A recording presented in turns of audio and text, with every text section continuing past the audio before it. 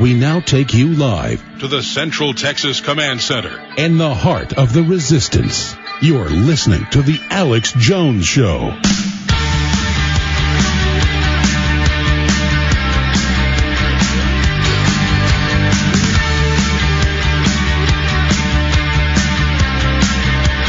How will we reverse the tide of tyranny? The special interests globally that go in any nation they wish, buy off the politicians, and then attach themselves to the people's tax money. You've got all the special interests. They write the rules to shut down their competition. Evidenced by the fact that 97% of stimulus money to small businesses went to Fortune 500. Evidenced by Obama giving hundreds of waivers to McDonald's and others to not have to get insurance for their employees, but everybody else who has a company is going to be forced to. That's an unfair trade advantage. You know, these are the real forms of discrimination that are taking place in our society.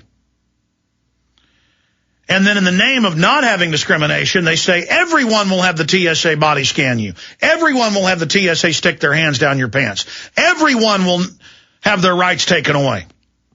Unless you're a member of Congress or a member of the cabinet. No, you get to go around the naked body scanners. And then I see all these news articles.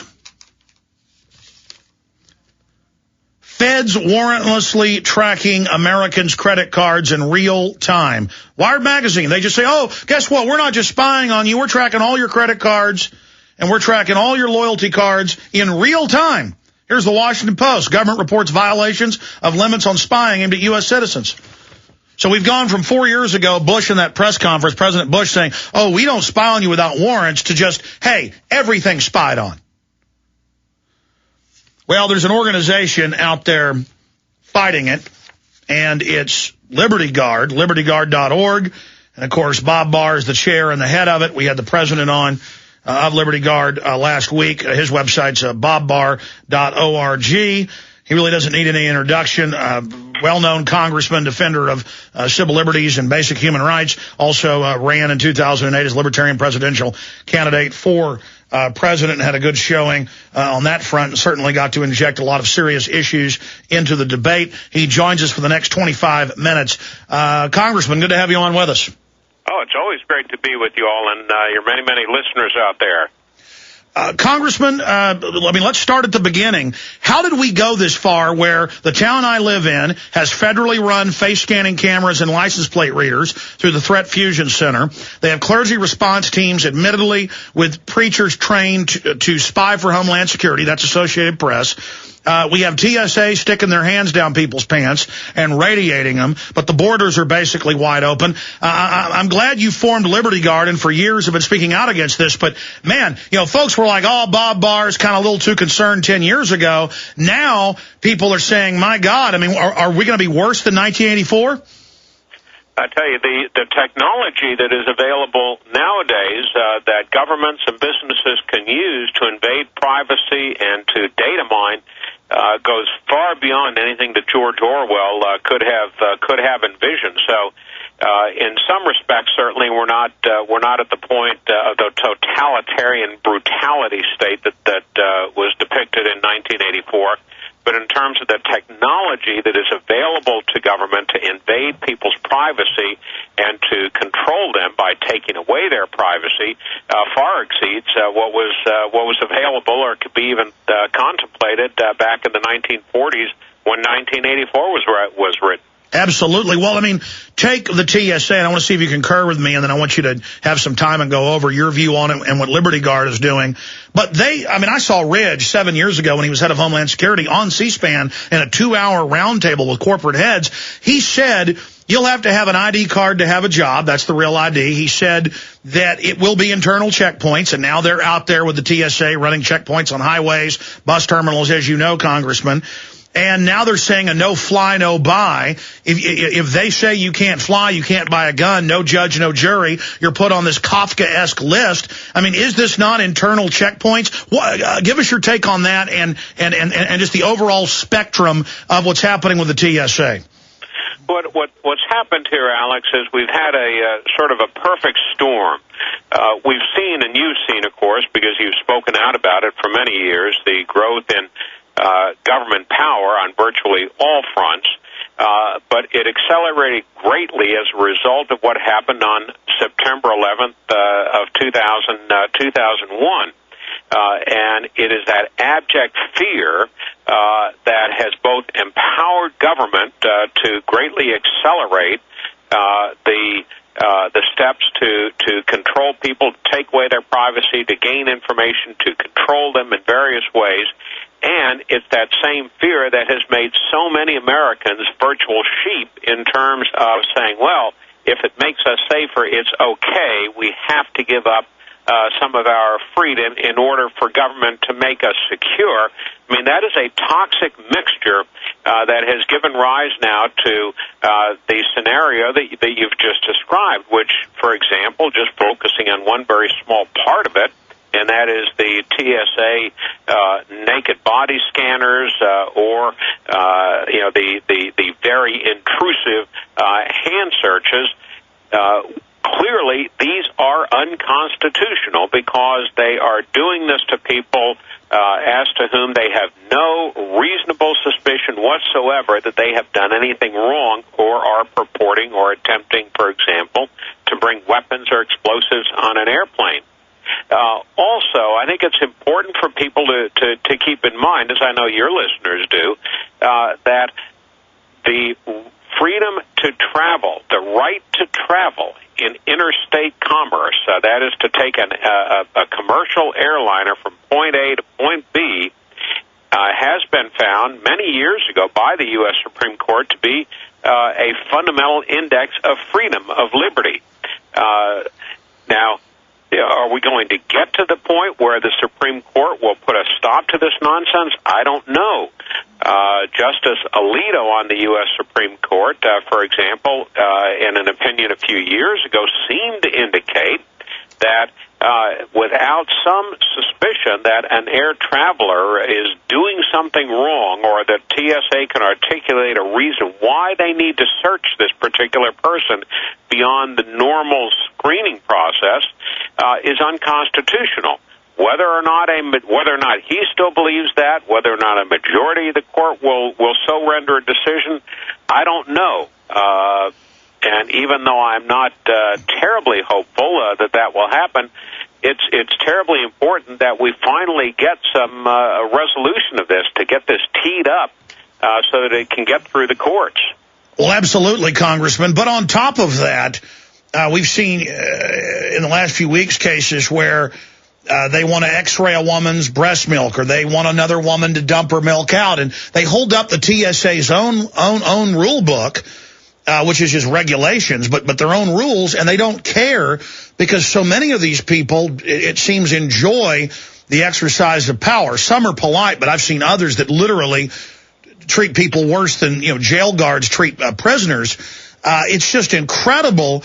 And also, they're supposed to take a medical ID card when they're clearly wanding someone's knee, and it's a metal knee or a metal hip. I've talked to Governor Ventura about this. They all know who he is. I've seen him ask for autographs, but then they grab his crotch. I've flown with him right in front of him. Ron Paul was on 2 weeks ago. He said, yes, they grab his crotch. I have sat there and watched nothing but women and children being searched when I was in San Jose. So they also randomly only search certain groups. I mean, this is a complete journey towards submission to these untrained, in many respects, federal goons, Congressman. I mean, this is, as you said, so Orwellian. What about the fact that they're not even following their own procedures? They don't often follow their own procedures. For example, when we created the Opt-out Alliance back shortly before Thanksgiving, and we wanted to do air traveler rights cards, which we have available. People go to Opt-out Alliance. We put on the back of that card some of the rights that people have.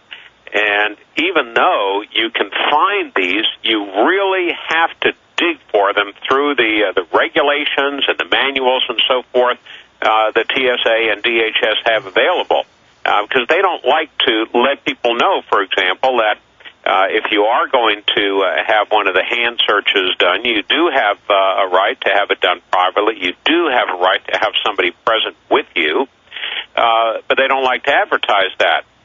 With regard to those things that they do that are contrary to or are not authorized in their statute or in the regulations, they rely primarily simply on telling people, and people acquiescing because they don't know any better, or they think the government is telling them the truth.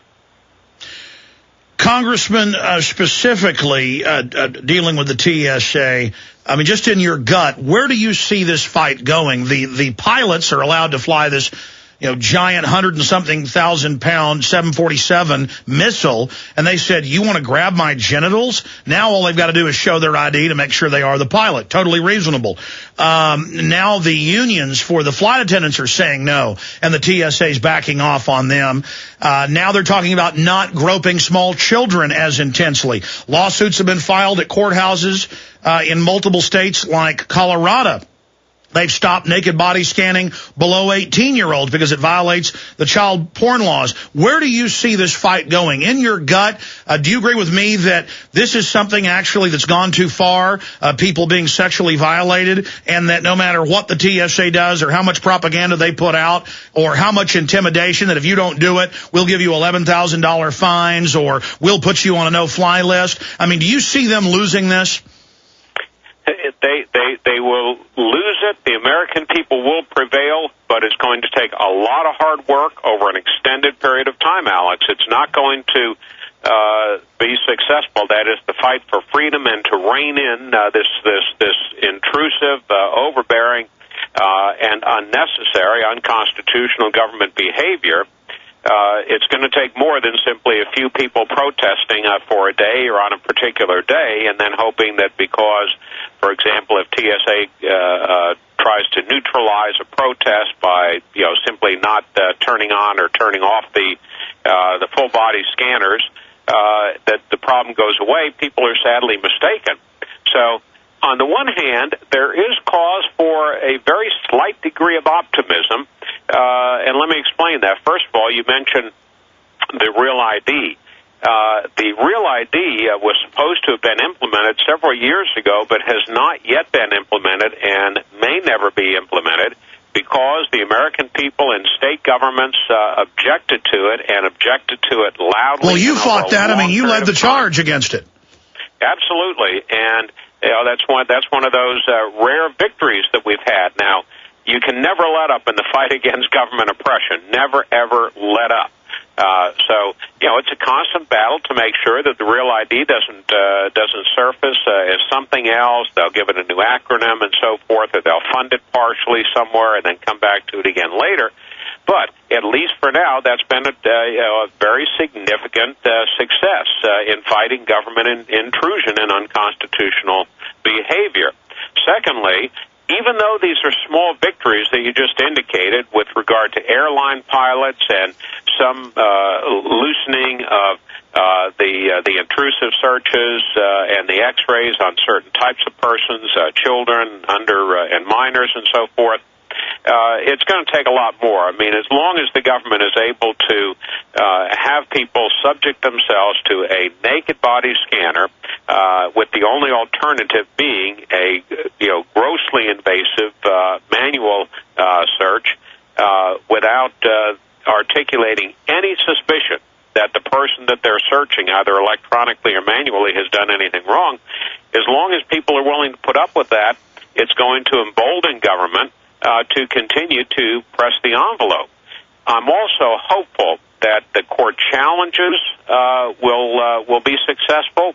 I'm also hopeful that some of the new chairmen coming into Congress, for example, John Mica of Florida, who is the